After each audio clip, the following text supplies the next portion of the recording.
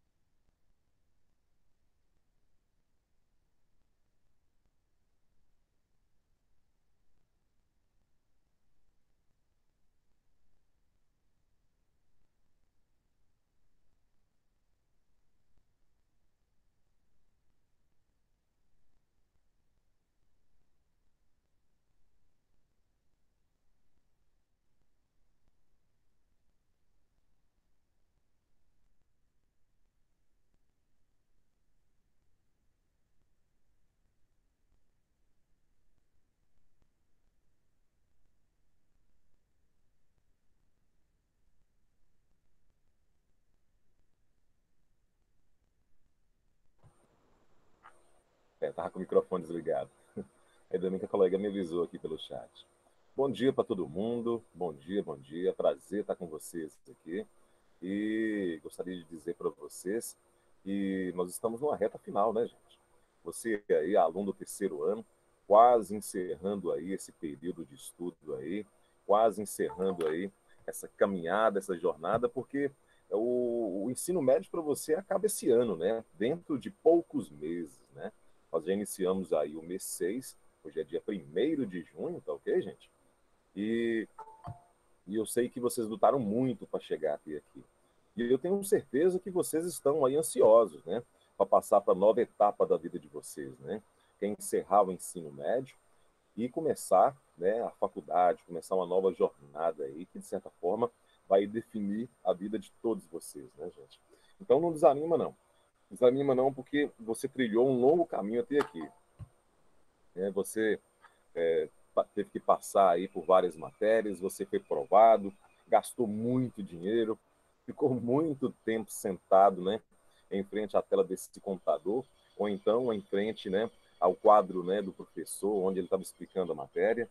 Mas essa é uma fase que, dentro de pouco tempo, ela vai estar encerrando e você já vai estar começando, né, uma nova fase na sua vida nesse ano de 2021. E como eu disse, faltam poucos meses, né? Daqui 5 meses, né, você vai encerrar aí essa fase aí do ensino médio e Deus abençoe que você já esteja com o pé direito na faculdade, tá ok? Mas olha lá, gente, ó, eu vou começar aqui a aula de hoje fazendo a chamada com vocês, tá ok? Responda preferencialmente no microfone, tá bom? Beleza? Vamos lá. Alana, Presente. Ana Cecília, Ana Cecília, presente. Ana Flávia Alves. Não adianta não, viu, gente? Ana Flávia Alves Rodrigues. Ana Flávia Alves Rodrigues. É Ana Rodrigues? É porque tem outra Ana Rodrigues também. Muito bem, joia. Ana Gabriela Rodrigues Montalvão. Presente. Ana Júlia Pereira. Ana Júlia Pereira. Ana Júlia Pereira. André Matheus Brandão. Presente. Ué, André, apareceu, hein, cara? Cara, Apareceu. falta porrada de falta aqui, viu, André? Tô Olha, uma, ligado. 3, 4, 5, 5 vezes 2 horas a aula dá 10 horas aulas, cara. Uhum. A situação aqui tá complicada, bicho. Ó, uma porrada de atividade aqui, você ficou com zero, mano, ó. Quase que você Não, fica mas sem aula aí, nem com o seu dinheiro. tá resolvido com a coordenação já, pode deixar. Saiba que você fez muita falta pra gente. Viu, André? Tá travando aqui pra mim, eu não tô te escutando. Vamos lá. Arthur Monteiro.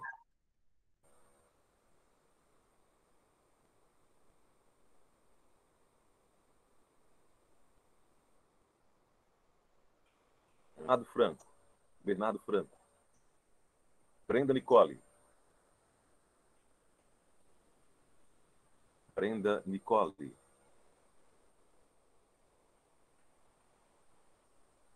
Bruna Laís.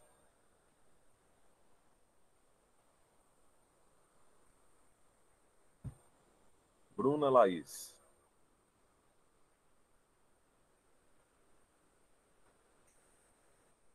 Camille Bianca. Presente. Tá bom, pensei que a galera tava me escutando, não? Elisa Bernardino.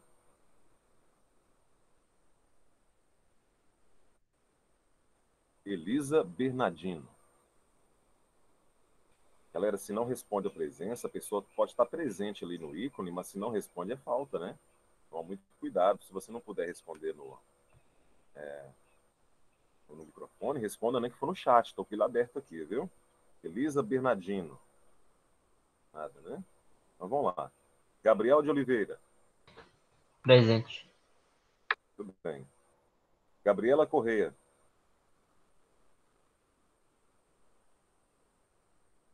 Gabriela Correia.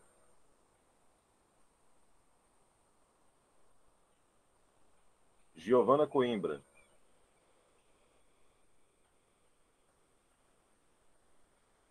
Giovana Silva.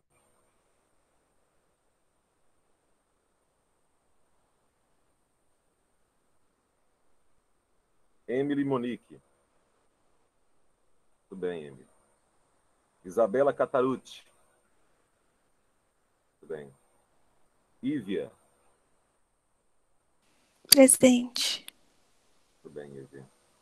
João Pedro Carvalho. Presente. Júlio Correia Campos. Presente. Júlia Gomes. Presente.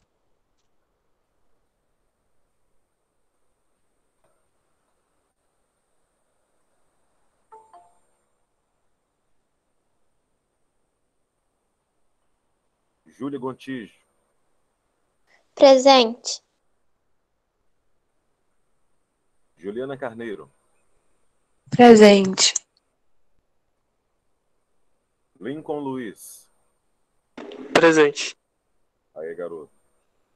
Lívia Gonçalves. Lívia, tá aqui, presente.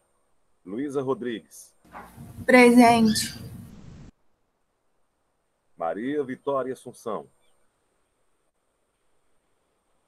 Assunção. Beleza. Joia, Maria Vitória. Mariana Pontes. Presente. Matheus Rodrigues. Presente. Muito bem, velho. Mel Gomes. Presente.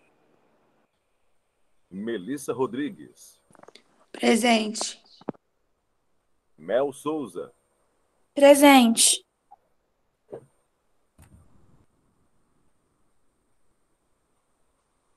Thiago Medeiros. Presente. Vinícius Figueiredo Pimenta. Presente também. Muito bom. Joia. Galera, o negócio é o seguinte, olha, hoje nós vamos começar aqui. Ok? Olha, hoje nós vamos começar aqui falando sobre a mineração no Brasil colônia e sobre o período pombalino, tá ok, galera? Então eu preparei para vocês aqui um material para a gente poder discutir essa matéria, tá ok? Deixa eu espelhar ele para vocês aqui na tela, tá? E a partir desse material aí, a gente vai destacando para vocês aí os pontos mais importantes. É pouca coisa, né? Essa página aqui de informações, tá ok, gente?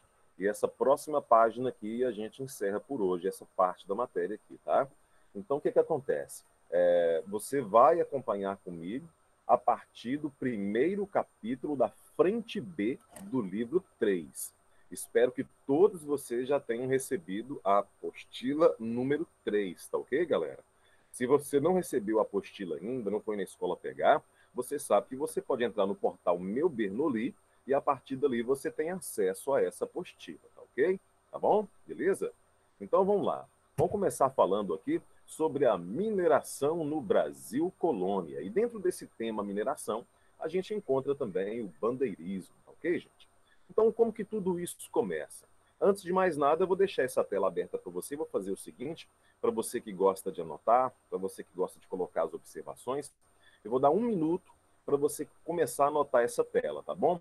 1 minuto dá para você copiar mais da metade dessa tela aí, beleza?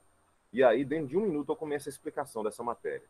Então, vou fazer dessa forma para você que gosta de anotar, né? Ter a oportunidade de fazer suas anotações aí, né, gente? Porque essas anotações, essas observações são importantes, porque toda vez que você escreve o que o professor está falando, logicamente que você está memorizando aí a matéria, tá ok? Apesar de ser uma matéria de revisão, já pode ir anotando, viu, gente? Apesar de ser uma matéria de revisão, né, gente? É uma matéria que você pode aprender alguma coisa nova ainda, tá ok?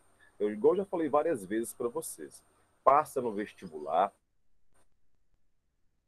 tem uma nota boa no Enem, aquele aluno que tenha a humildade, né, de sentar, de ter a paciência para assistir uma matéria que ele já viu, tá ok, gente? Como a nossa matéria, por enquanto, é revisão, né, gente? Mas sabendo que ele sempre pode aprender algo novo. Nem professor sabe tudo, né? Quem dera se eu pudesse saber tudo, né? Então a gente sempre aprende algo novo. Algo que, inclusive, você vai aí depois, né, na sua prova de.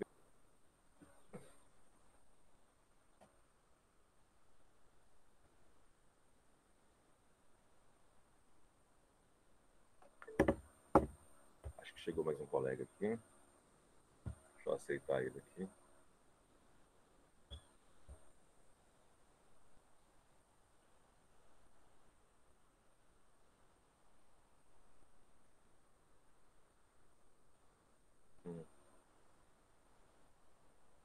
Ô, galera, vocês estão me escutando bem agora? Responde aí no chat para mim aí, vai lá.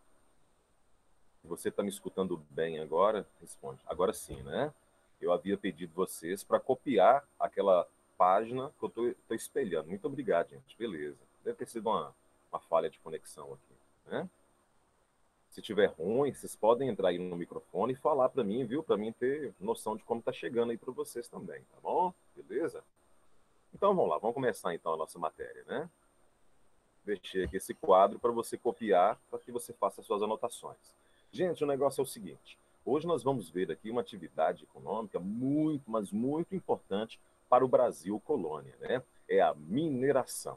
Nessa mineração você vê a exploração aí do ouro, de pedras preciosas, mas é interessante que de prata a gente não vê muita coisa no Brasil, né? Minas de prata no Brasil são muito raras, né? São muito escassas, né? Você não encontra muitas. Os espanhóis, quando exploraram a América, né, encontraram entre os incas e astecas muito ouro e muita prata. Já aqui no Brasil, né, o que os colonos vão encontrar, geralmente, são pedras preciosas, né, gente, diamantes, né, esmeraldas, né, gente, e também esse metal, que é o ouro, ok? Mas olha que coisa interessante, né? Muita gente pensa que os portugueses foram chegando aqui no Brasil e já encontrando ouro de imediato. E isso não aconteceu, viu, galera? Na verdade, quando os portugueses chegaram aqui, eles não encontraram um mercado que pudesse absorver suas mercadorias, comprar as mercadorias portuguesas.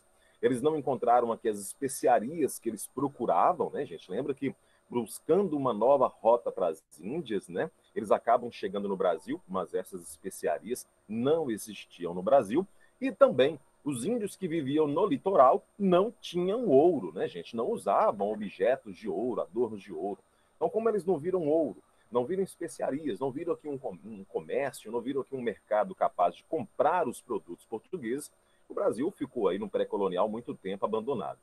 Só que mesmo não encontrando ouro, né, gente, eles não desistiram de procurar. Quando começa a colonização a partir de 1530, uma das principais preocupações do governo português era fazer expedições exploradoras no interior da colônia, tentando encontrar esse metal precioso tão valioso naquela época e hoje em dia. Mas olha que coisa interessante, olha para você ver aqui essa data que eu vou marcar para vocês esse ano aqui, ó. Eles só foram encontrar ouro, os portugueses só vão encontrar ouro no Brasil entre 1693 e 1695, tá ok, gente? Ou seja, não tem uma data muito exata, não. Mas entre 1693 e 1695 foram encontradas as primeiras minas de ouro no Brasil, tá ok, galera? E olha que coisa interessante, né? Essas minas de ouro, elas foram encontradas no interior do Brasil e 200 anos depois que os portugueses chegaram. Ou seja, eles chegaram em 1500, praticamente 200 anos depois é que eles vão encontrar as primeiras minas de ouro. E como é que funcionou aí toda essa exploração, essa busca pelo ouro? O governo português e particulares organizavam essas expedições exploradoras. E nós temos dois tipos de expedições. Uma delas são as entradas e a outra são as bandeiras, tá ok, meus amigos? O que eram as entradas? Olha, as entradas eram expedições exploradoras que partiam daqui, ó, tô mostrando um mapa para vocês, ó. Partia do Nordeste brasileiro em direção ao interior da colônia. Essas entradas, elas tinham o objetivo de procurar esse metal precioso, que era o ouro, mas também tinham o objetivo de apresar os índios.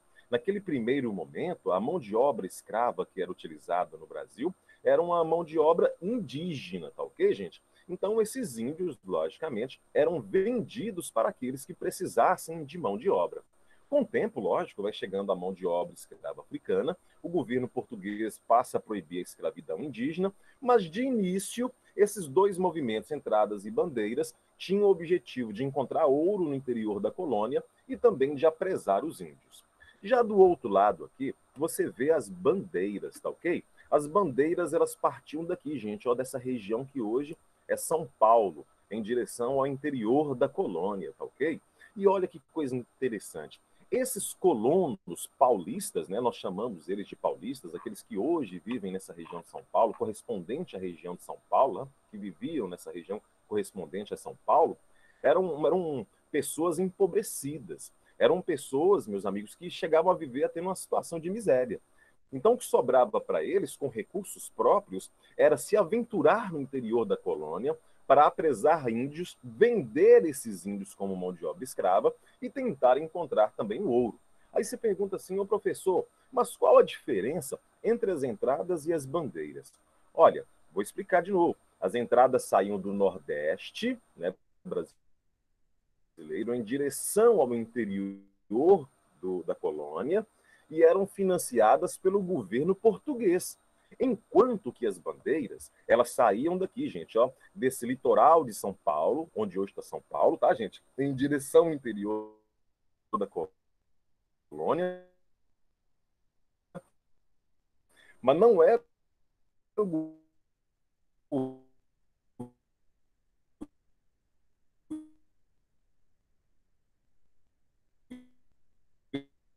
governo português que financiava. Não, era o governo de bandeirantes, que então eram expedições caras. Você tinha que ir ao interior da colônia, eram realizadas pelos próprios bandeirantes paulistas, tá ok? E olha que coisa interessante. Elas eram chamadas de bandeiras porque à frente da comitiva, quando entravam na mata em busca desse ouro, em busca desses índios, eles levavam algumas bandeiras à frente, né? Tinha sempre uma pessoa na frente que ia levando a bandeira, ia levando ali um brasão, ia levando ali um símbolo, né, gente, que identificava aquele grupo, que identificava aquela bandeira. Uma coisa interessante também notar é que esses bandeirantes, eles se aliavam a grupos indígenas, porque quando esses portugueses chegaram, ao longo do tempo que esses colonos portugueses, descendentes de portugueses, passaram a entrar em contato com esses índios, muitos índios fizeram alianças com esses colonos. Enquanto outros índios eram inimigos desses bandeirantes, outros índios fizeram alianças. Por exemplo, os índios tupiniquins eram índios que eram aliados desses colonos portugueses ou descendentes dos portugueses, enquanto que os tupinambás, por exemplo, eram inimigos desses portugueses, tá ok? Então existiam grupos indígenas que eram aliados, que acompanhavam esses colonos na mata, e tinham grupos indígenas que eram inimigos e que muitas vezes eram capturados para serem vendidos como escravos. É isso mesmo. Existiam índios que ajudavam os colonos portugueses, né?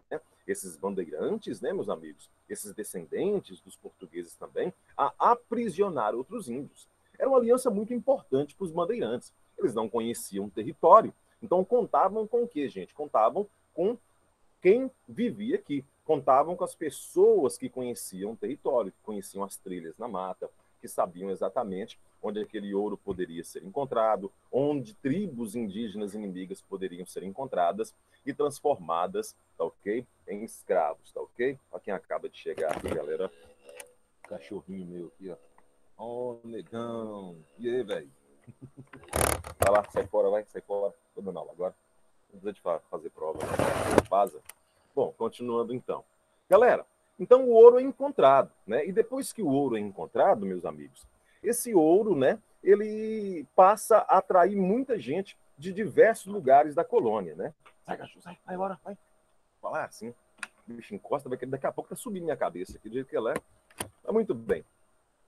Então é o seguinte, quando os bandeirantes, né, eles acabam encontrando ouro no interior da colônia, né, essa notícia se espalha por toda a colônia, essa notícia chega na Europa e muita gente começa a chegar nessa região das Minas Gerais. Então estou marcando aqui no mapa para vocês essa área de mineração, uma área que vai dar origem a muitas cidades, como Sabará, Mariana, São João del Rei, Ouro Preto, né? Então essa área aqui, né, do nosso estado, a área de Minas Gerais, é a área onde eles vão encontrar essas principais reservas de ouro, essas principais minas de ouro, né? E esses bandeirantes, meus amigos, durante muito tempo na história, eles foram vistos aí como verdadeiros heróis. Mas de heróis esses caras não tinham nada, na verdade, não eram pessoas que estavam lutando para construir um país, para construir uma nação, né, gente? Na verdade, eram assassinos, eram pessoas que estavam ali pelo interesse próprio, eram pessoas que não pensavam duas vezes em matar um índio, em aprisionar um índio, em degolar uma criança, estuprar uma mulher, tudo isso acontecia, né, em termos de violência contra os índios. Mas, por outro lado, eles foram muito importantes, porque foram os caras que, de certa forma, começaram a desbravar o sertão do Brasil. Lembra-se de uma coisa aí, viu? Quando eu falo sertão, eu quero dizer todo o interior do Brasil. Toda vez que você vê um livro de história falando do sertão do Brasil, né, geralmente ele está falando daquele interior do Brasil que ainda não estava explorado, tá ok? E muitos foram os bandeirantes aí, né, meus amigos, que marcaram uma história dentro desse feito, né? Nós temos aí, por exemplo, o Fernão Dias, né? Hoje em dia, o Fernão Dias é o nome de uma rodovia que liga Belo Horizonte a São Paulo, né? Uma rodovia duplicada, né? Bem grande, extensa, tá ok, gente? E leva o nome desse bandeirante, né? Assim como a estrada desbravou, né? Aquele caminho para ligar esses povos, essas cidades, né? Como se esses bandeirantes também estivessem fazendo o mesmo, né? Pela sociedade naquela época. Por isso que muitas rodovias levam o nome, né, desses caras. Fernão Dias, por exemplo, ele chegava a ficar 2, 3 anos dentro da mata, junto com a sua comitiva, procurando por índios e metais preciosos. O cara arriscava a vida mesmo, todos esses bandeirantes, né? E muitos desses bandeirantes, as pessoas pensam assim, ó, o camarada usava uma bota bonita, uma arma de fogo nova, né, uma roupa legal, parecendo nobre. Não, muito pelo contrário. Esses bandeirantes, muitos deles andavam descalços, viviam, de certa forma, né, com alguns hábitos que aprenderam com os índios, usavam arco e flecha além das armas de fogo. Ou seja, o bandeirante ele não é essa imagem, esse estereótipo que a gente costuma ver muitas vezes no livro de história. Muitas vezes o bandeirante era até um mestiço, né, a mistura de um índio, né, com um português. Ele era descendente de índio e de português ao mesmo tempo. Então, como eu ia falando aqui desse bandeirante, né, Fernão Dias, ele teve uma vez aí que ele chega em Minas Gerais e ele encontra uma lagoa cheia de pedras verdes, de pedrinhas verdes. E aí ele pensou que era esmeraldas, falou, poxa vida, agora eu arrebentei, agora eu vou ganhar muito dinheiro, vou sair desse inferno desse Brasil, vou retornar para Portugal. Muita gente queria enriquecer e voltar para Portugal o mais rápido possível. Então, o que ele faz? Ele reúne ali aquelas pessoas da comitiva, ele junta aquelas pedrinhas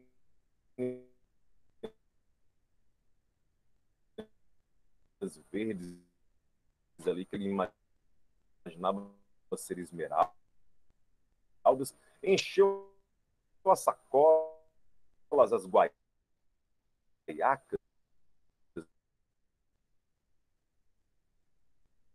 Já, ele tá Né, travando. Tá travando sua fala. Colocou sobre os animais e rumou em direção ao litoral. Só que no meio do caminho ele acaba morrendo no meio do caminho. E aí você para e encontrou sacolas e sacolas de... Ele morre. Oi? Repete? Repete, por favor. Muito bem, dá continuidade. Gente, é porque eu espelhando a matéria aqui, eu não vejo o chat, viu? Deixa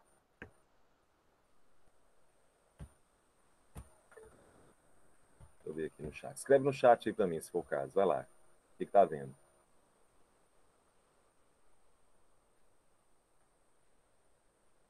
Tá travando, né? Tem problema não. Beleza, tranquilo. Conexão que não deve estar legal aqui. Mas a gente continua, mesmo assim, tá bom? Qualquer coisa que você não entendeu, a gente volta, tá? Então, meus amigos, no final das contas, né, esse bandeirante, o Fernão Dias, né, contando aqui um recorte da história de um desses bandeirantes, ele acaba morrendo antes mesmo... Já, você pode repetir a última parte? Porque travou. Tá, sim, eu repito, sim. Eu estava falando aqui do Fernão Dias, de um desses bandeirantes, né? Falando como que era difícil a vida desses caras, como é que era complicada a vida desses caras aqui. E o Fernão Dias, por exemplo, ele passou anos e anos dentro da mata. Cada viagem, cada expedição que esses bandeirantes faziam, durava um ano e meio, 2 anos. Eram expedições, né, muito perigosas. E vai chegar um dia que Fernão Dias ele encontra uma lagoa cheia de pedras verdes. Ele imaginou que estava rico, que tinha encontrado esmeraldas. Enche as sacolas e resolve retornar, né, gente? Só que no meio do caminho ele morre, tá ok, gente? E ao morrer, logicamente, né, acaba aquele sonho dele de enriquecimento. Pegaram ali essas pedras, levaram para Portugal. Ao analisar as pedras, não eram, meus amigos, esmeraldas. Eram pedras semi-preciosas, né, de pouco valor, eram turmalinas, né?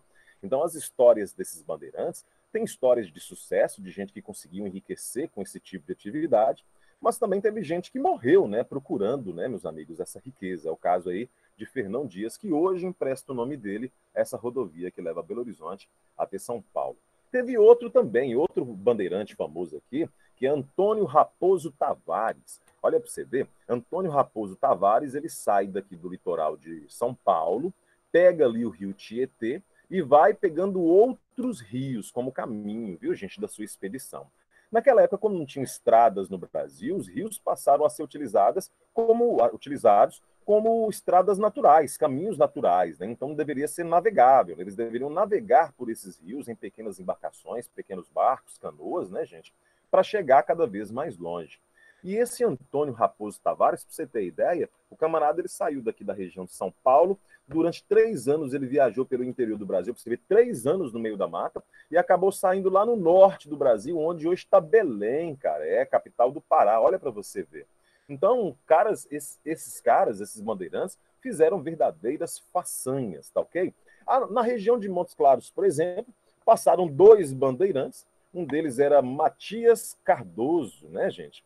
E esse Matias Cardoso, inclusive, tem até uma cidade hoje com o nome dele, né? Depois de Janaúba ali. Se você continuar seguindo a viagem, você chega nessa cidade de Matias Cardoso, onde está a igreja mais velha de Minas Gerais, e é um povoado, uma cidadezinha que foi fundada por esse bandeirante, Matias Cardoso. Quando ele passa pela região de Montes Claros, outro bandeirante que estava na comitiva dele, que é Antônio Gonçalves Figueira, gostou das terras e falou: eu quero essas terras para mim.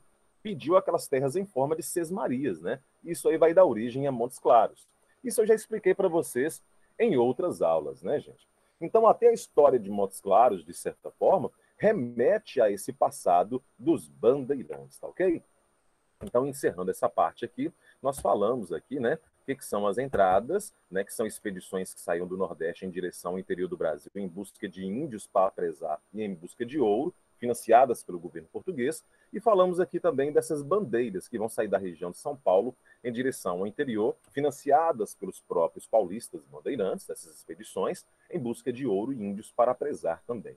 E olha que coisa interessante, esses bandeirantes, né, esses paulistas, eles vão encontrar ouro na região de Minas Gerais. E como eu falei para vocês, começou a vir gente de tudo quanto é lugar da colônia para explorar esse ouro. E aí é que tá. Isso vai acabar gerando uma guerra. Presta atenção que eu estou marcando para vocês aqui, ó. É a chamada Guerra dos Emboabas. Porque os paulistas bandeirantes, eles se achavam donos do ouro que encontraram. Puxa vida, se eles procuraram, arriscaram a vida deles, se eles investiram dinheiro, né, gente, nessas expedições, quer dizer que eles se achavam donos do ouro, proprietários daquele ouro encontrado na região de Minas Gerais. Só que como a notícia se espalhou, começou a vir gente para explorar o ouro, porque o ouro era muito, gente. O ouro era encontrado misturado no cascalho, na beira dos rios. Bastava separar esse ouro. Então, milhares e milhares de pessoas começam a chegar na região de Minas Gerais. Esses forasteiros, essas pessoas que não eram bandeirantes paulistas, começaram a ser chamadas de emboabas. É um nome pejorativo. Emboaba é uma ave, gente, que existia aqui na América, e ela tem as pernas cobertas de penas. Imagina uma galinha com as pernas cheias de penas. É uma emboaba, é uma ave, né? Então, usando esse termo depreciativo, os paulistas bandeirantes chamavam esses forasteiros que queriam chegar e explorar o ouro que os paulistas encontraram. Qual o resultado disso? Uma guerra, um conflito aqui na colônia. Foi o primeiro conflito entre os colonos aqui na América. Então, eles começaram a se matar, colonos matando colonos, né? Paulistas bandeirantes matando emboabas. O governo português percebeu que poderia perder o controle da região. E aí mandou, meus amigos, as forças militares, que cercaram a região, que corresponde hoje ao estado de Minas Gerais, né, gente? Cercaram a região, pacificaram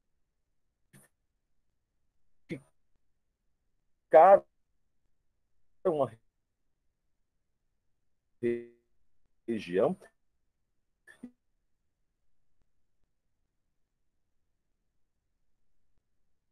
e expulsaram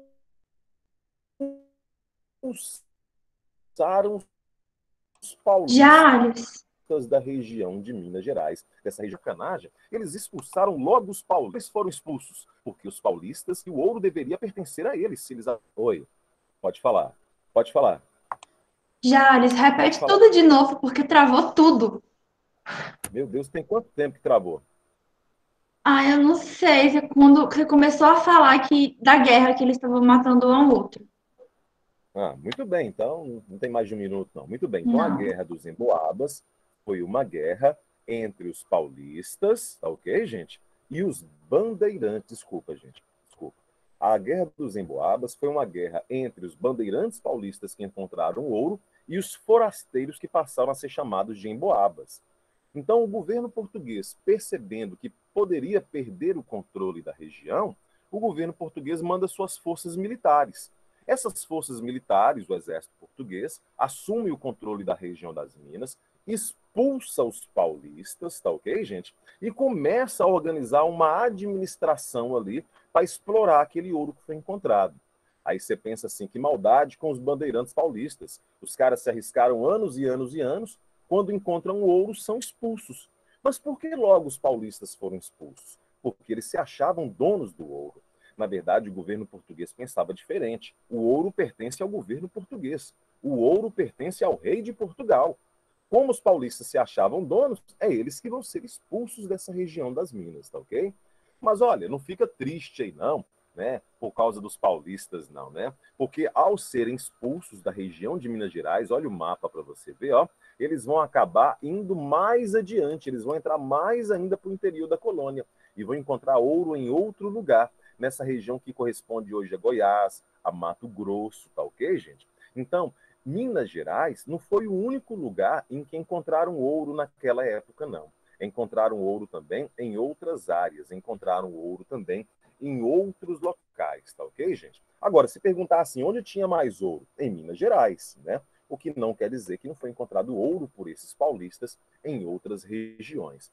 Se você olhar aqui, você vê aqui, ó, por exemplo, Cuiabá, você tem Vila Bela, você tem Cavalcante. Ou seja, essa região aqui, ó, gente, ó, que eu estou mostrando para vocês aqui com o mouse no mapa, é uma região mineradora que se desenvolveu no Brasil também. Mais tarde vai ser encontrado ouro aqui na região da Bahia, tá ok, gente? Então, Minas Gerais é a primeira região em que o ouro é encontrado, mas não é a única região produtora de ouro no período colonial. Era a principal, mas não era a única, tá ok? Beleza?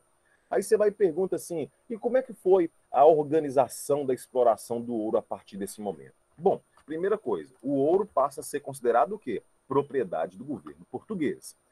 Um órgão foi criado para ajudar na exploração, na fiscalização, na cobrança de impostos, na criação de regras para a exploração desse ouro.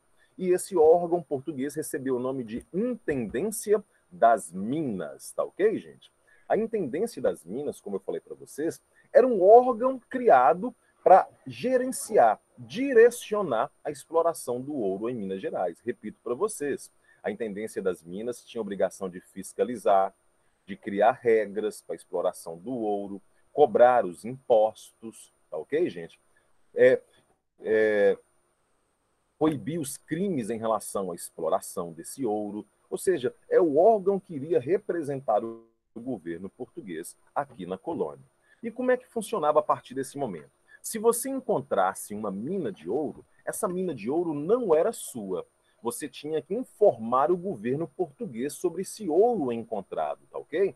E aí a Intendência das Minas, olha para você ver, a Intendência das Minas ia até a região onde foi encontrado o ouro, ia dividir a mina em várias partes.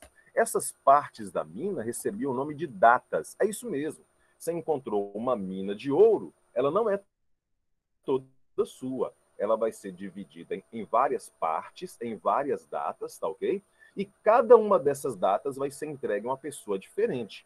O governo português tirava uma data para ele. Você que encontrou essa mina de ouro poderia ficar com duas datas. Aí você escolhia duas datas, duas partes dessa mina para explorar. As outras datas, ou seja, as outras partes, elas eram leiloadas ou entregues a quem tivesse melhores condições de explorar esse ouro. Então, geralmente, quem comprava uma data, uma parte da mina através de um leilão, ou quem recebia, não era uma pessoa pobre.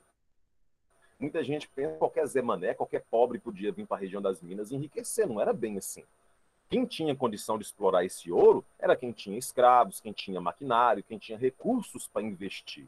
Então, geralmente, essas datas, essas partes dessas minas eram cedidas a pessoas que tivessem condições de explorar e produzir uma grande quantidade de ouro de acordo com a capacidade daquela data, tá ok? Então, tira da cabeça essa ideia de que se você achou uma mina de ouro, você é dono dela. Não, é do governo português, você informava a Intendência das Minas, a Intendência das Minas dividia em datas, você recebia 2 datas, o governo tirava uma parte, ou seja, uma data, as outras eram leiloadas, tá ok?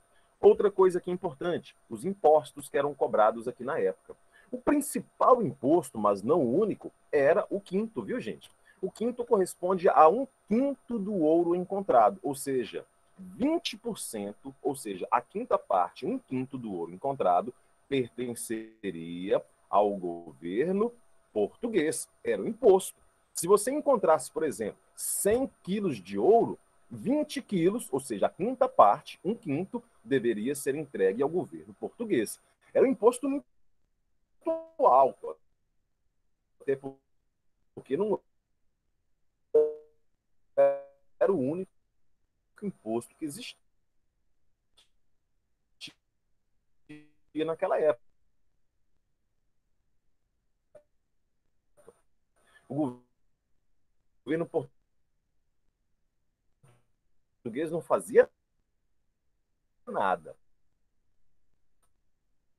O governo português abria os bolsos e esperava, lógico, impostos caírem ali, né? O minerador. Outra coisa, captação. Olha aqui, ó, a captação. Quanto mais escravos você tivesse, mais impostos você pagaria. Mas chegou a ser de 16 a 19 gramas de ouro por escravo por ano.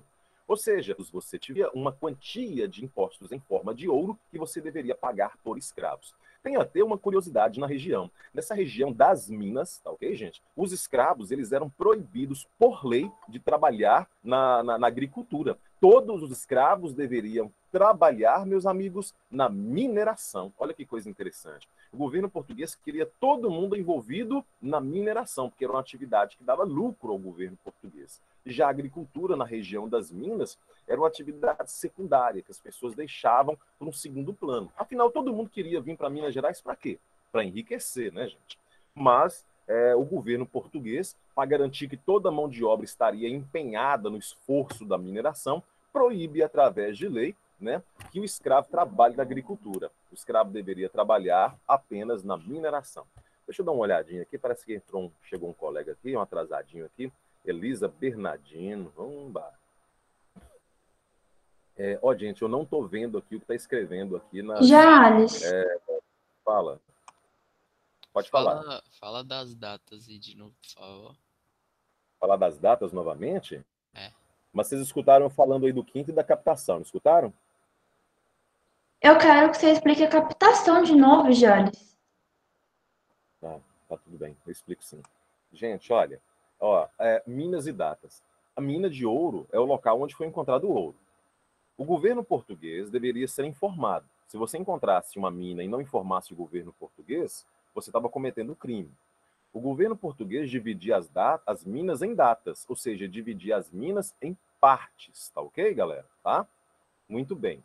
Então, o que acontece no final das contas? Ao dividir as minas em datas, o governo entregava para quem encontrou o ouro 2 datas, o próprio governo pegava uma data para ele, uma data é uma parte da mina, e as outras partes da mina eram leiloadas ou entregues àquelas pessoas que tivessem melhores condições de explorar.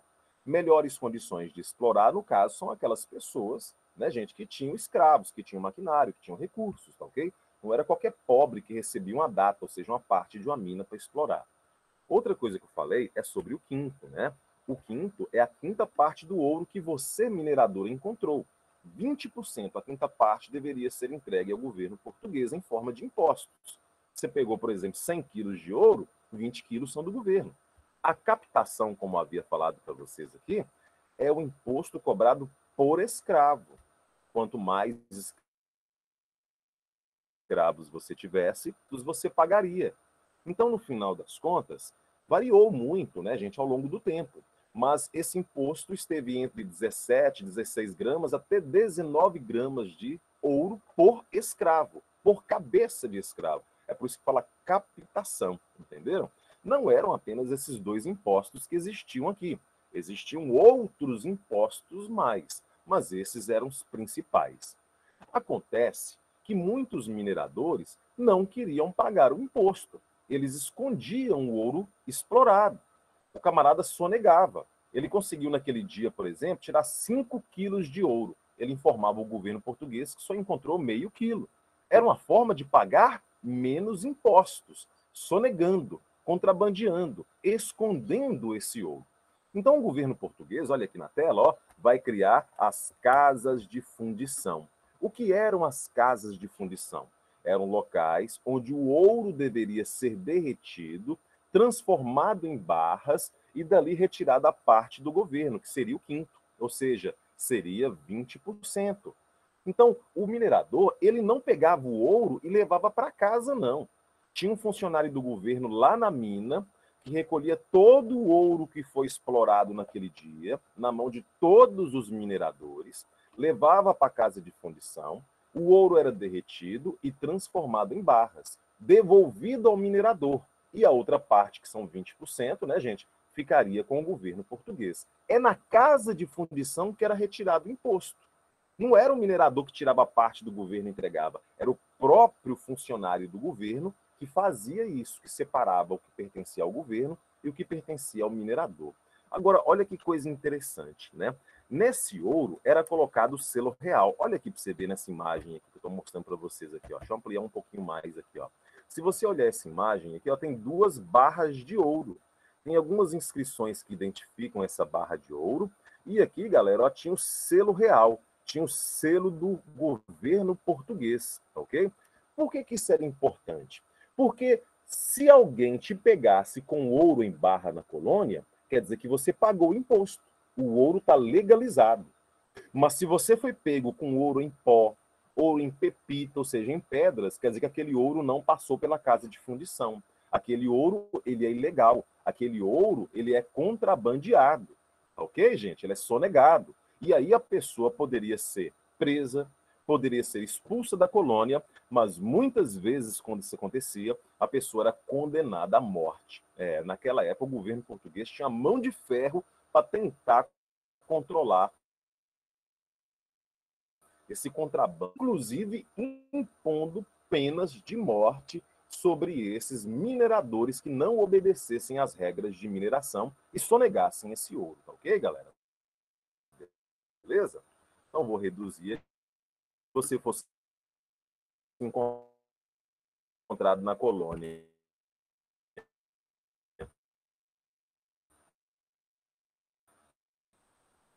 com ouro em barra, seu ouro estava legalizado. Se você não fosse encontrado com ele em barra, você era alvo, logicamente, né, de uma investigação e poderia ter um imposto ao governo português, ok? O que vai acontecer aqui, galera? Olha, por volta de 1700, o ouro começa a se esgotar. É interessante notar o seguinte, que foram retiradas toneladas de ouro. Portugal era maior e maior. Olha, para você ter ideia, por volta de 1750, o Brasil enviou para Portugal 40 toneladas de ouro, né, gente? Um período pequeno, meus amigos, um período de 10 anos, né? Então a quantidade de ouro no Brasil, ele vai sofrer uma curva, né, gente, que vai ser ascendente. A produção, ela chega a 60, esse ouro começa a declinar. A produção começa a diminuir. A quantidade de ouro que chega em Portugal é cada vez menor. Então aí os portugueses começaram a pensar o seguinte, o governo português começou a pensar o seguinte, olha, os brasileiros estão sonegando o ouro. Os brasileiros estão contrabandeando o ouro. Os brasileiros não estão pagando os impostos. Então, acreditava-se lá em Portugal que a quantidade menor de ouro que começava a chegar a partir de 1760 era em função do contrabando, da desonestidade dos mineradores. Mas não. Se você olhar nessa parte que eu marquei aqui, ó, o que estava vendo é o quê, gente? Um esgotamento do ouro. O ouro é um recurso natural não renovável. Portanto, o ouro se esgotava. O ouro, ele acabava, né, gente? Então, a partir desse momento, o governo português ele começa a apertar cada vez mais as rédeas. O ouro estava acabando, mas o governo português achava que o motivo era o contrabando. Então, a partir daquele momento, o governo ele determina a derrama. Como é que vai funcionar? Você tinha a finta, vou até escrever aqui, ó, a finta, né? Você tinha a finta e a derrama. O que era a finta? O governo português determinou o seguinte: uma quantidade mínima de ouro que poderia chegar a Portugal. Essa quantidade mínima de ouro equivalia a 1.500 quilos de ouro. 1.500 quilos de ouro, 10 arrobas, né, gente, de ouro, né? Como assim, professor? Porque a quantidade de ouro que chegava em Portugal era tão menor, né, gente, a partir de 1760, que o governo falou assim, ó, todos os mineradores reunidos não podem entregar menos do que 1,5 tonelada de ouro por ano, ou seja, 1.500 quilos de ouro, ou seja, 10 arrobas, né, gente, de ouro, tá ok? Tá ok? 100 arrobas, desculpe. Isso era uma quantidade mínima, isso era finta. O governo não aceitava uma quantidade inferior a essa. Se a colônia, naquele ano, não conseguisse, né, meus amigos, atingir os 1.500 quilos de ouro, aí era colocada em prática a chamada derrama. Soldados portugueses poderiam entrar nas casas dos colonos, invadir essas casas e pegar tudo que tivesse de valor para completar o valor dos 1.500 quilos de ouro. Era muito autoritário mesmo. Determina que a colônia tem que entregar no mínimo 1.500 quilos de ouro por ano, é a finta. E determinava que se a finta não fosse alcançada, haveria a derrama. Então, se você tivesse escravos, se tivesse imóveis, se você tivesse ali, por exemplo, ouro na sua casa, tudo isso poderia ser confiscado pelo governo português para completar o valor dos 1.500 quilos. Gente, isso aí gerou muitas revoltas. Essas leis, essas regras da mineração, logicamente, provocaram muitas revoltas na região das Minas, tá ok, galera? E uma dessas revoltas, por exemplo, é a Inconfidência Mineira, que nós vamos estudar nas próximas aulas, né? Aquela revolta que teve em Minas Gerais, que acabou aí, né, gente, com o enforcamento aí de Tiradentes. Mas teve outras revoltas também, como, por exemplo, a revolta de Filipe dos Santos, né? A revolta de Vila Rica, em 1720, quando foram criadas as casas de fundição. Quando foram criadas as casas de fundição, para combater o contrabando, a sonegação dos impostos, os colonos se revoltaram, liderados por Felipe dos Santos. Qual o resultado? Felipe dos Santos é preso, é enforcado e esquartejado, para servir de exemplo para ninguém, né, desafiar o governo português. Então, eu quero dizer para vocês que essas regras, essas leis criadas pelo governo português para poder explorar esse ouro, ao longo do tempo também geraram muitas revoltas entre os colonos, tá ok, gente?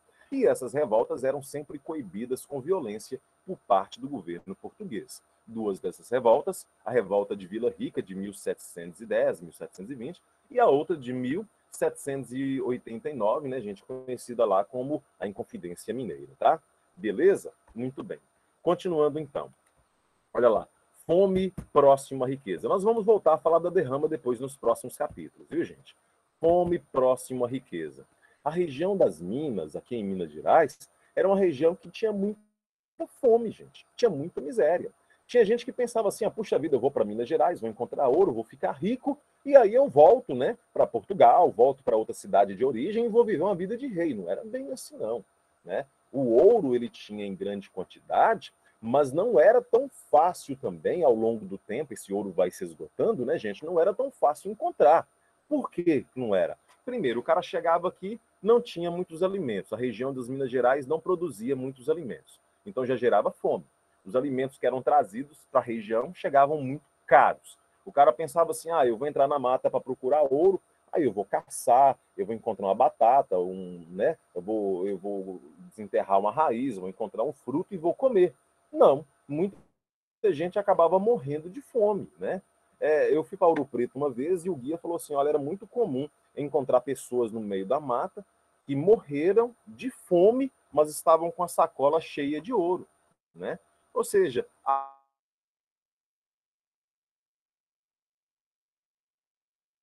fome era presente na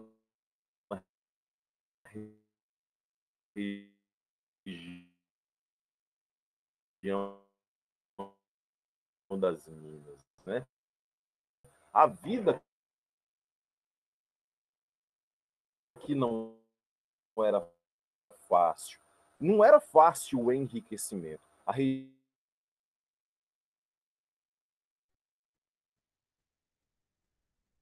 muitas vezes eram presas por desobedecer às leis portuguesas na região, né? As pessoas estavam submetidas a uma série de regras, tinha que fazer investimentos, ou seja, a região das Minas era uma região de muita fome, né? E quem é que abastecia a região das Minas nesse caso aqui, ó? Eram os tropeiros, isso, os tropeiros, né, gente?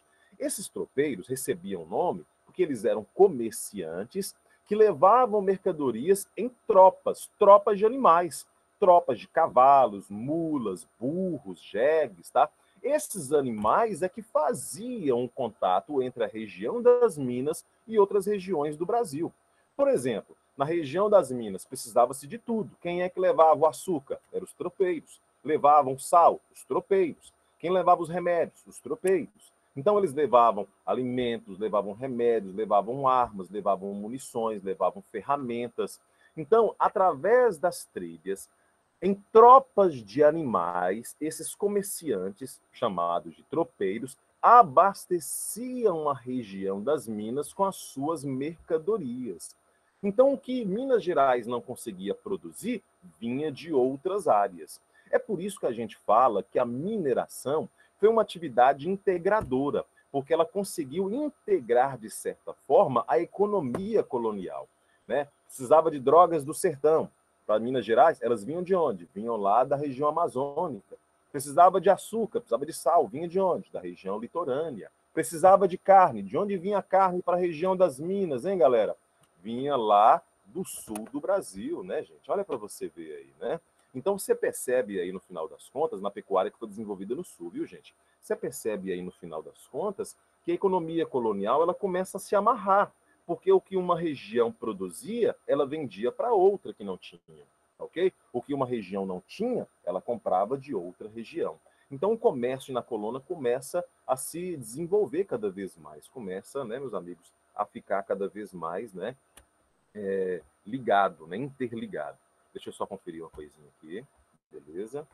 Meus amigos, vocês estão me escutando? Melhorou um pouquinho mais o sinal aí? Vou dar uma olhadinha aqui. Vocês estão me escutando?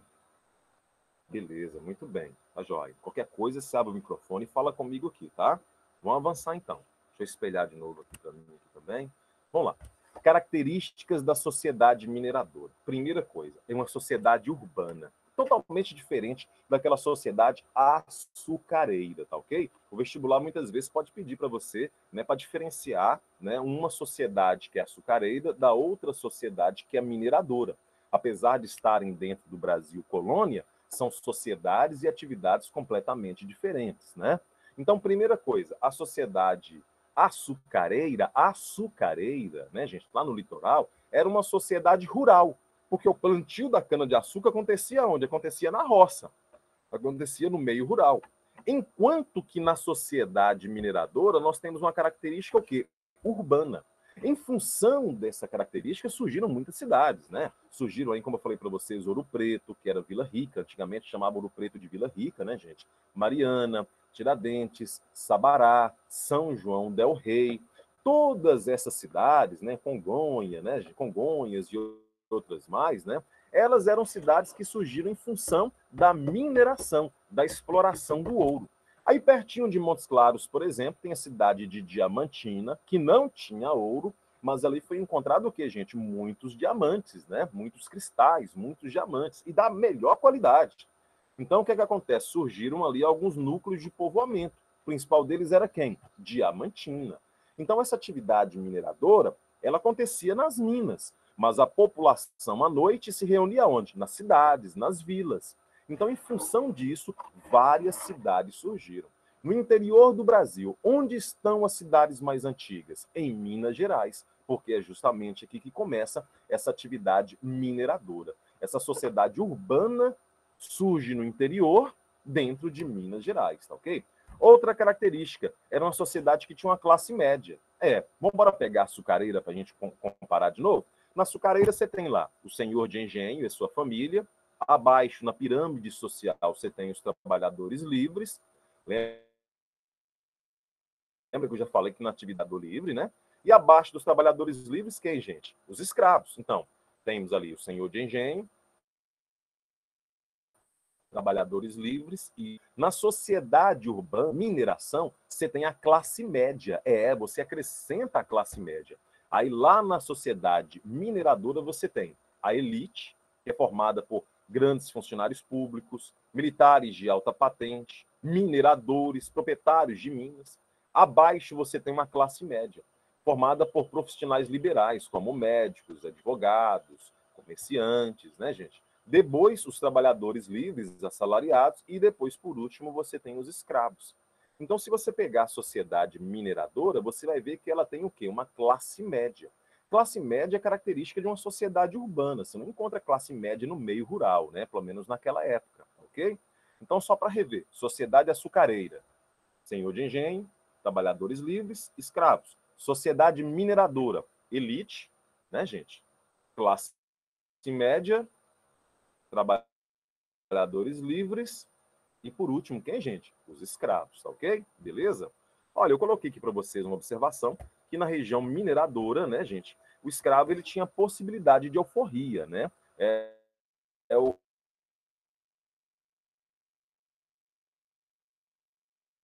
chamado escravo de ganho, que eu até já discuti com vocês na sala de aula.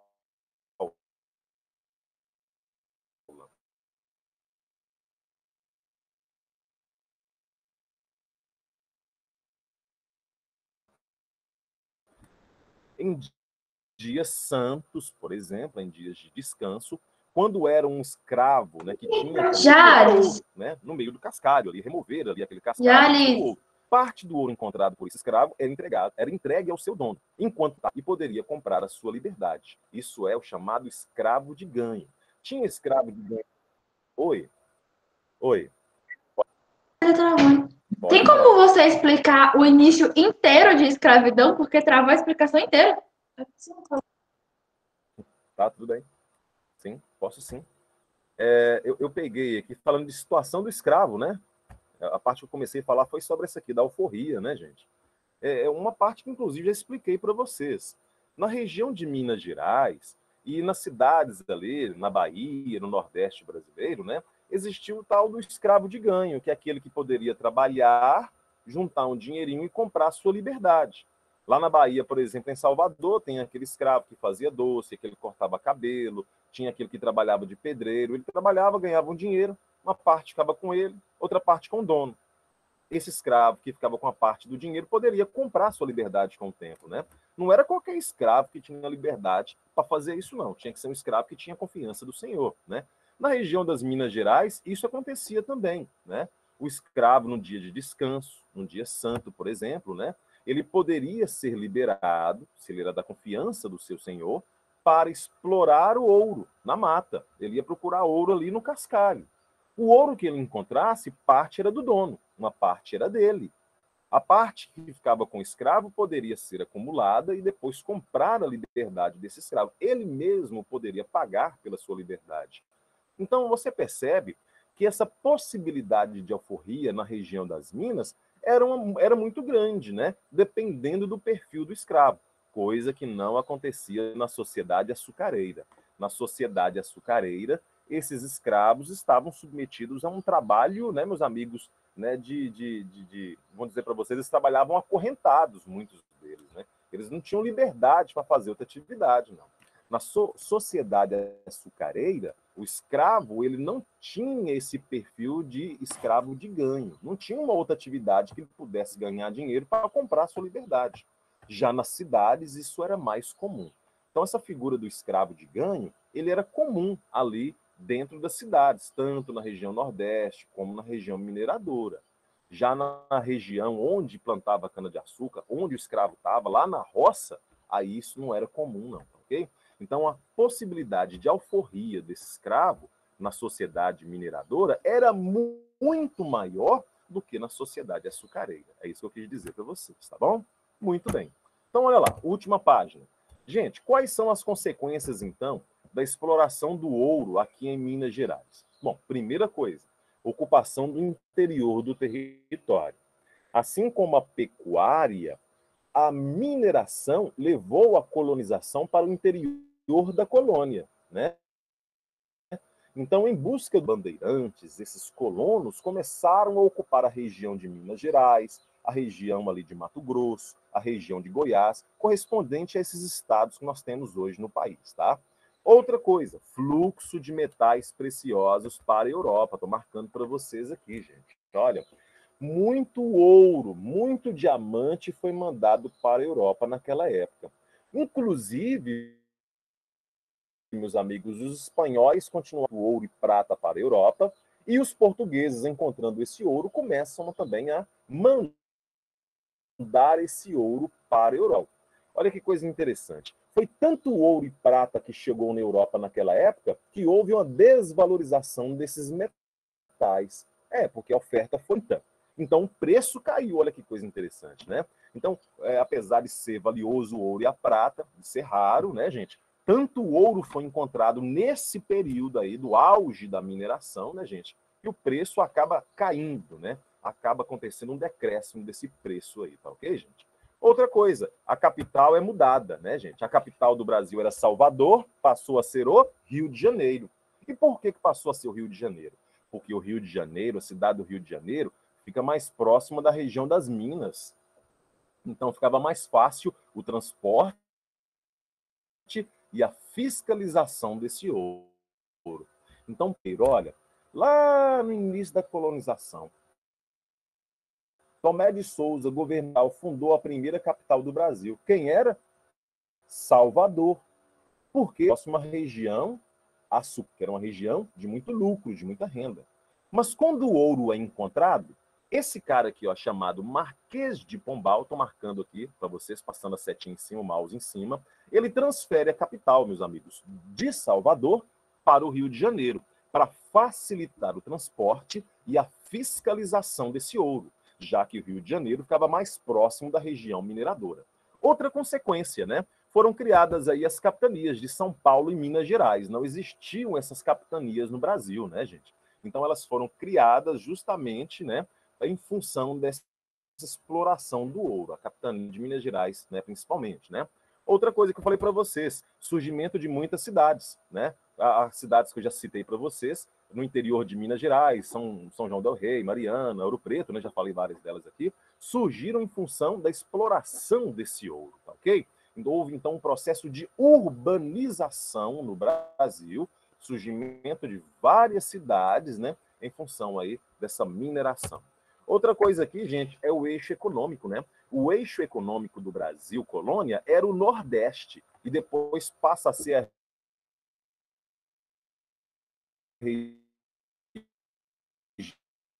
região Sudeste.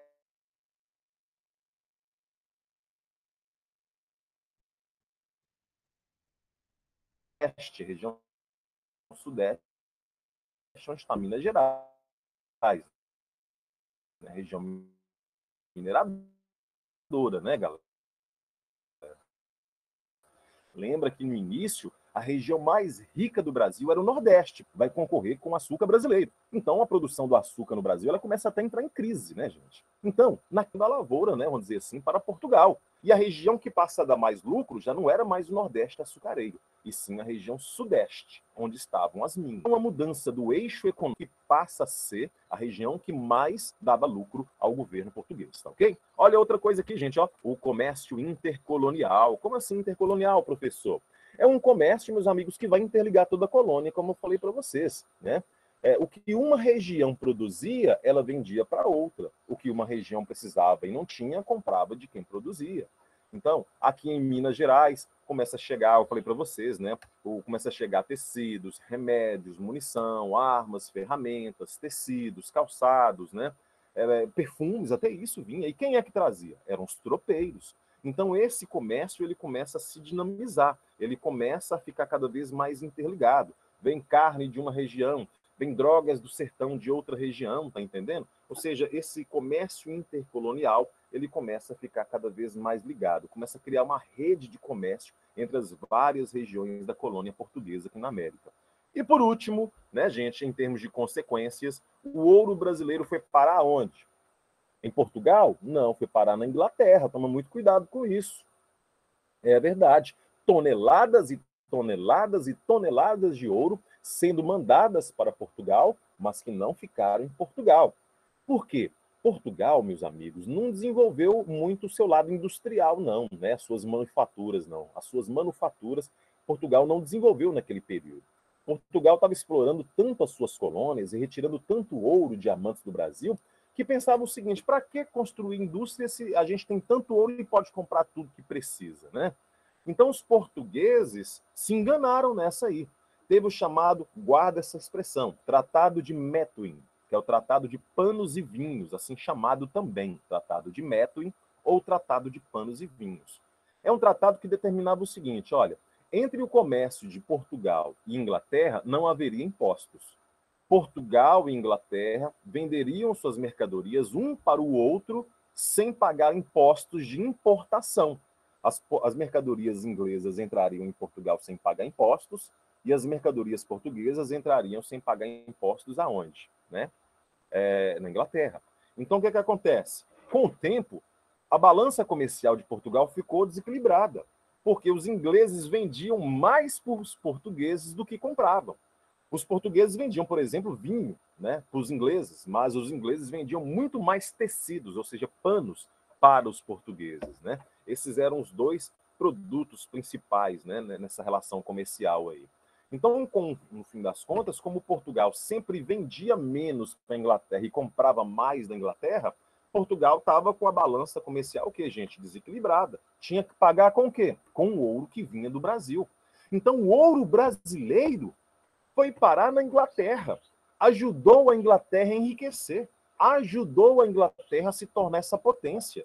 Ajudou no processo de industrialização da Inglaterra. Tá ok, galera? O ouro brasileiro foi responsável por isso? Não. Ele ajudou, tá? Nesse processo em que a Inglaterra vai enriquecendo, se tornando uma potência. Enquanto para Portugal sobrava o quê? A dívida, né, gente? Então é por isso que o ouro brasileiro vai parar na Inglaterra. Galera, então nós vimos aqui como começou a exploração do ouro, tá ok, gente? Falando aí dessas bandeiras, dessas entradas, da administração desse ouro, né?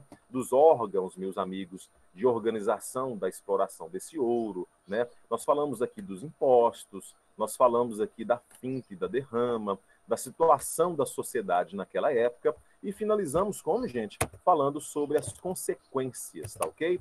Da mineração no Brasil colônia. Então, toda vez que você for estudar história, você tem que procurar entender as consequências daquele fato histórico. E as consequências foram muitas, tanto para o Brasil como para Portugal também, ok? Beleza? Para encerrar a aula de hoje, a gente vai falar desse trechinho aqui, ó, do Marquês de Pombal, hein, galera? Olha aqui, ó, o Marquês de Pombal. O Marquês de Pombal, ele nunca foi rei de Portugal, viu, gente? Nunca foi rei de Portugal, não. O Marquês de Pombal, na verdade, ele era um nobre da corte portuguesa e o rei Dom José I tinha uma confiança enorme nesse Marquês de Pombal, tá ok, gente? Então ele vai ser nomeado primeiro-ministro. O que é o primeiro-ministro? É o braço direito do rei ali. O primeiro-ministro é quem vai governar em nome do rei. O rei dá as determinações e esse primeiro-ministro põe em prática aquelas determinações.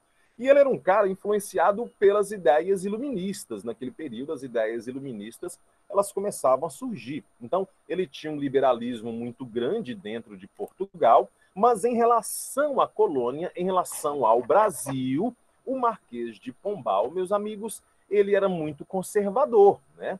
Nós vamos ver com algumas medidas que foram criadas durante o governo dele, que foi de 1750 até 1777. O cara ficou, então, 27 anos governando ao lado do rei. Ele só vai perder o cargo quando o rei Dom José I morre, e aí, né, ele acaba sendo demitido do cargo.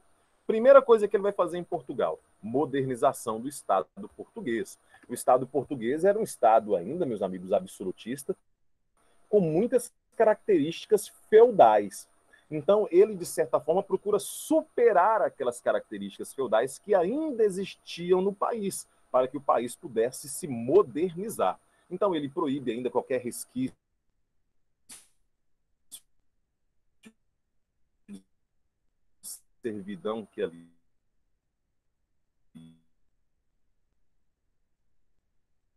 existia. Jales, está travando. Porque, gente,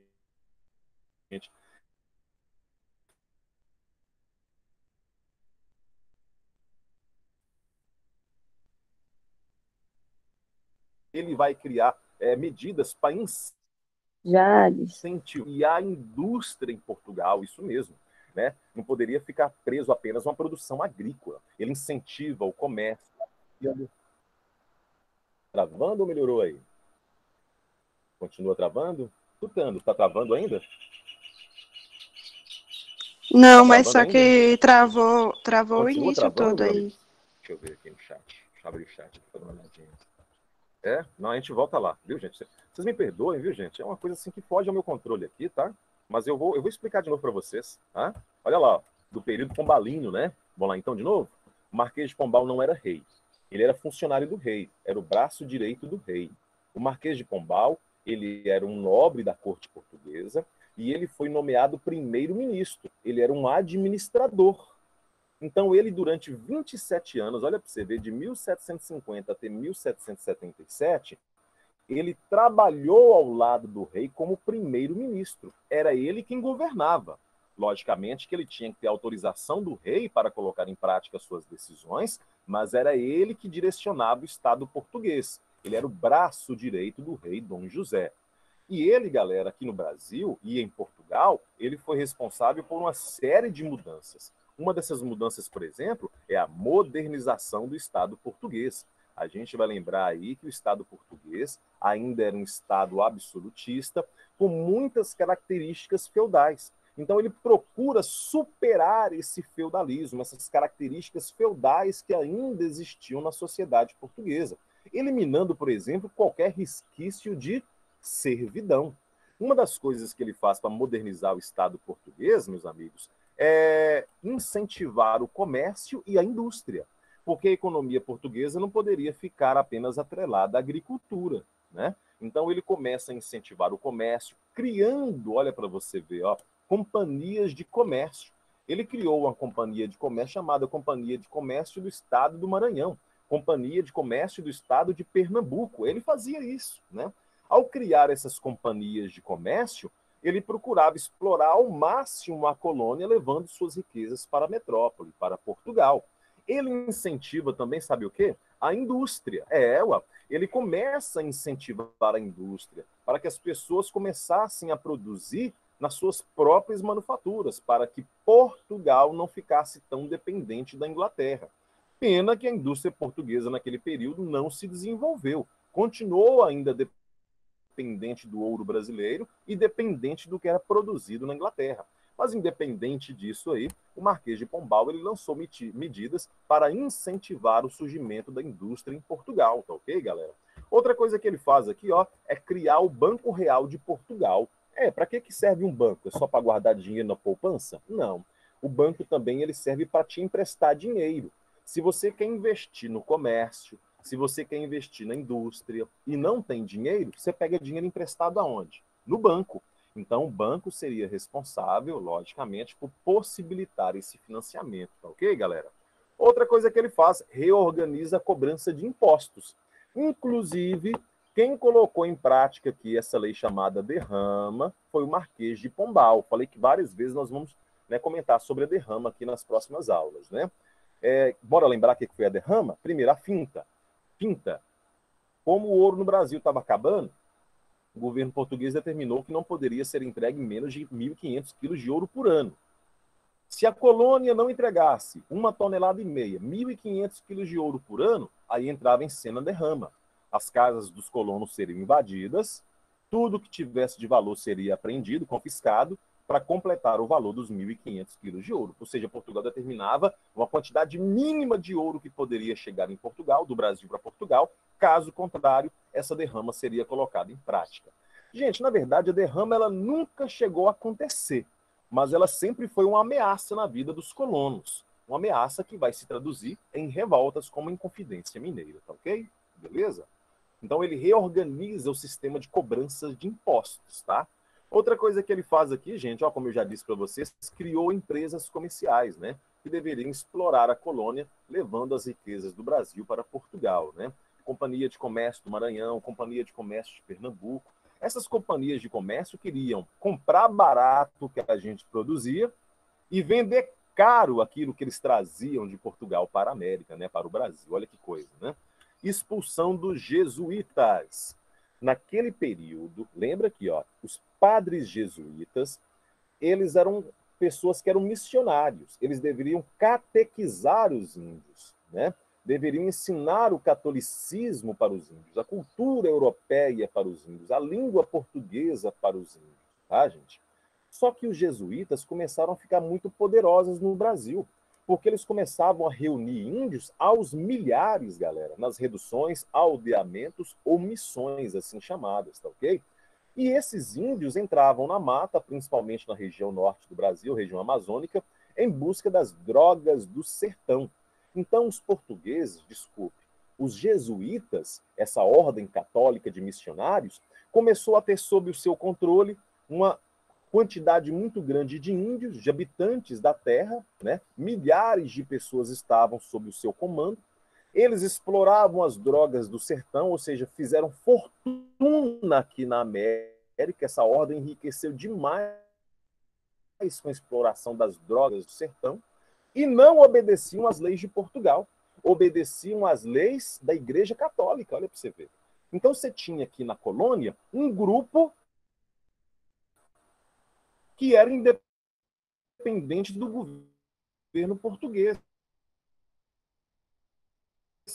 Um grupo de padres jesuítas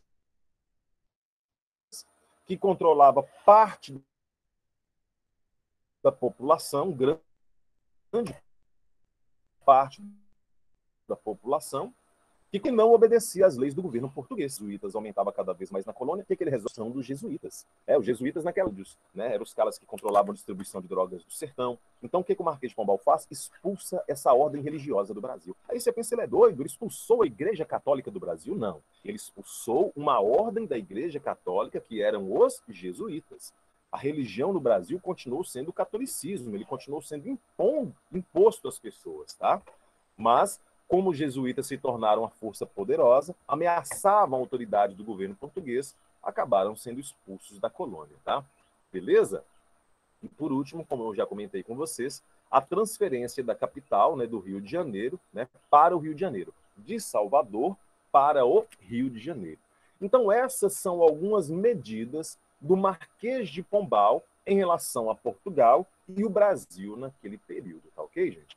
Enquanto ele tinha ideias liberais, ideias iluministas que eram aplicadas em Portugal, como, por exemplo, a modernização do Estado português, dando mais liberdade comercial à burguesia portuguesa, enquanto ele era liberal em Portugal, aqui no Brasil ele era o quê, gente? Conservador, né? Você pode ver aqui o fato aqui da derrama, né? A derrama foi organizada justamente para punir a colônia caso a quantidade de ouro encontrada não fosse aquele mínimo determinado pelo governo português. Então era liberal demais em relação a um grupo, mas em relação a outro grupo, aqui no Brasil, no caso, a outra realidade, ele era muito conservador, tá ok? Interessante, uma curiosidade histórica, né? Lá em Portugal, quando ele era ministro ainda, quando ele governava Portugal, a cidade de Lisboa, capital de Portugal, ela foi destruída, meus amigos, por um terremoto. Houve um terremoto. E esse terremoto, meus amigos, derrubou muitas casas, muitos prédios, muita gente morreu com esse terremoto. O grande problema é que o terremoto, depois de provocar toda essa destruição nas construções, provocou incêndio também, porque muitas casas ainda utilizavam a lenha, né, gente, como combustível, né, para fazer seus alimentos e tal, né?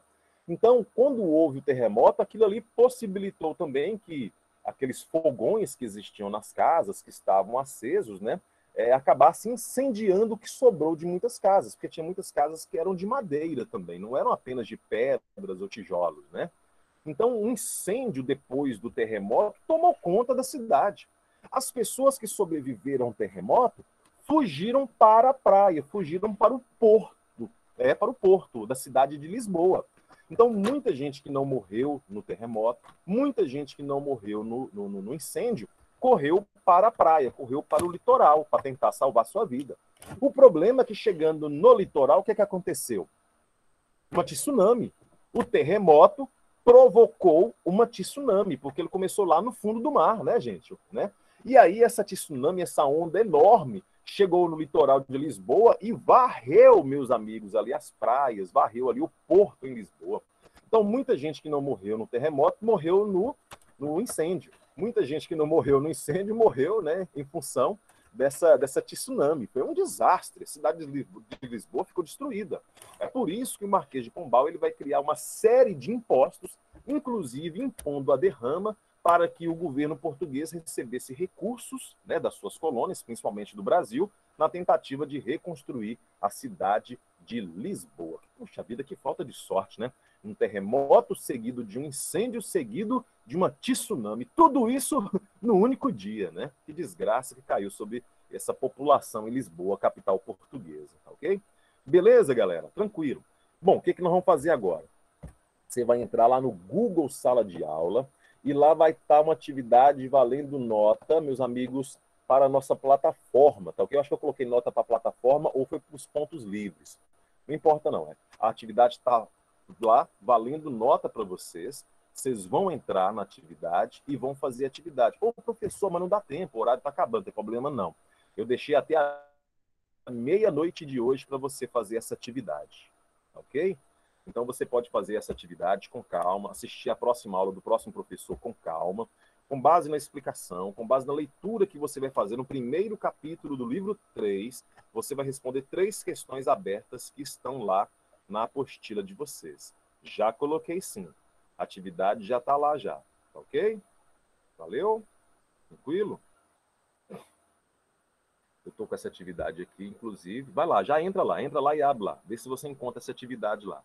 Vai lá. Eu vou tentar abrir ela aqui também. Vai lá. Já foi postada. Você tem até a meia-noite de hoje para fazer sua atividade.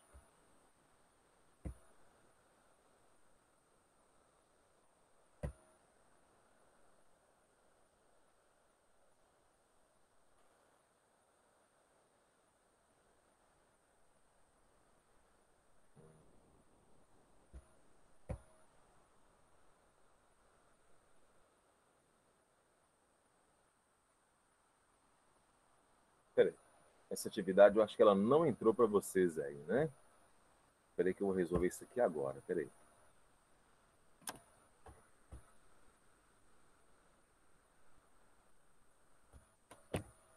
Só um minutinho. Se você entrou no Google Sala de Aula, sai do Google Sala de Aula agora. Vai lá. Deixa eu ver aqui essa atividade aqui. Eu tô achando que ela tá com um rascunho aqui. Um instantinho. Eu não resolvi isso aqui agora. Isso.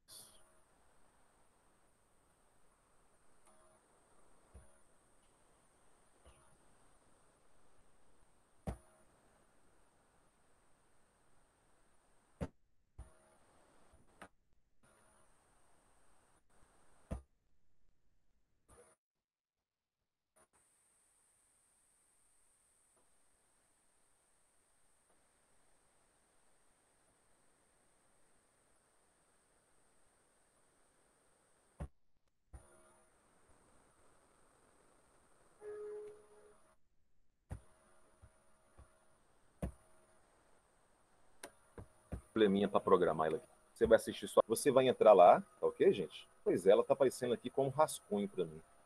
Né? É. Deve ter sido algum probleminha no Google Sala de Aula aqui, mas não tem problema não. Vou reprogramar ela, viu, gente? Tá? Vou reprogramar ela. Tá?